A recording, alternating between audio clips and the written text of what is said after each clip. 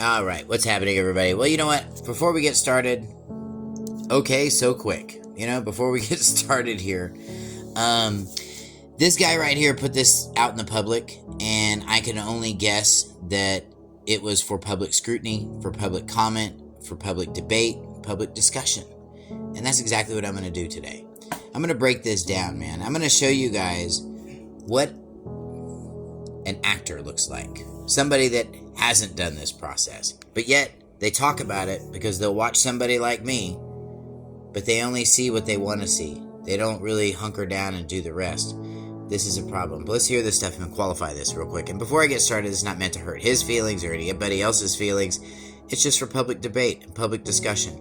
And I'm going to tell you, this is complete misinformation, and I'm going to show you why.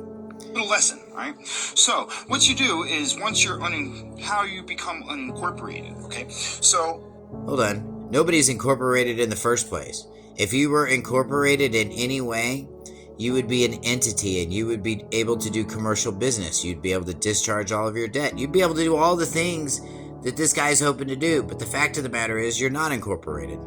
You just have a social, and that got with you when you were born. So if you've ever heard of the saying, or I guess people saying stuff like, you haven't grown past your infancy, that's exactly what they're talking about. You're just using your social and not using anything else, and you're still in your infancy.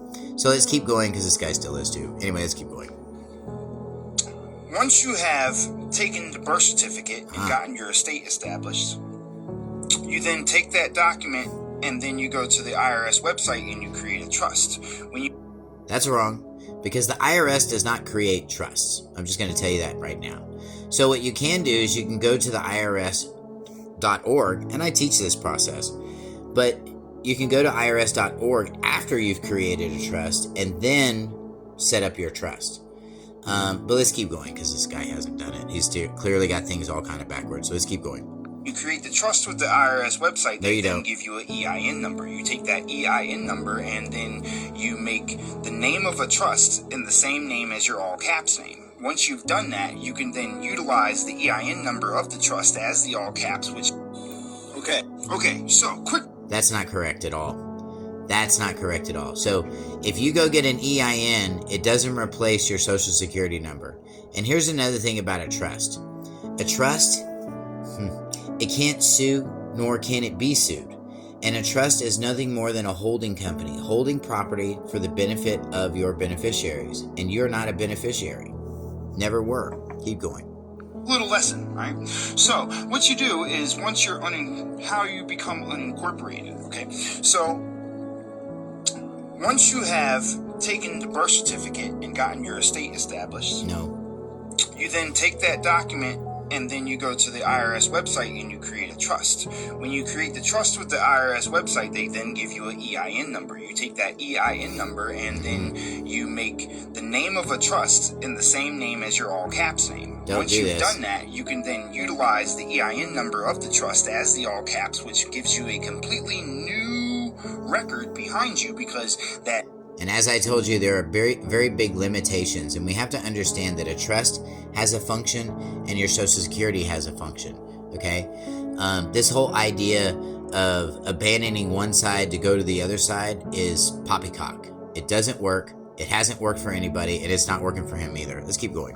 A new record is going to be tied to that EIN. No, it's not that social. Removing everything that was tied to that social. That's not true either. And this is how you properly structure yourself in the private. So if you want help with that and you need directions, let's talk.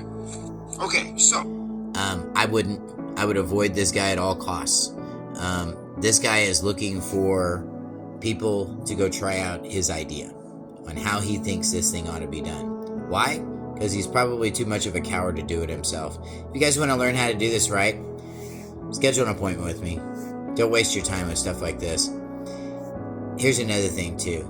If he can't answer all your questions, or if he tells you to do more studying, and that's his answer, he's not teaching you anything. I gotta tell you guys, we can do this so much better. It's just education. Education is key, man. If you guys want to learn more about how to do this stuff right, schedule an appointment with me. Love to meet with you. Not with this guy.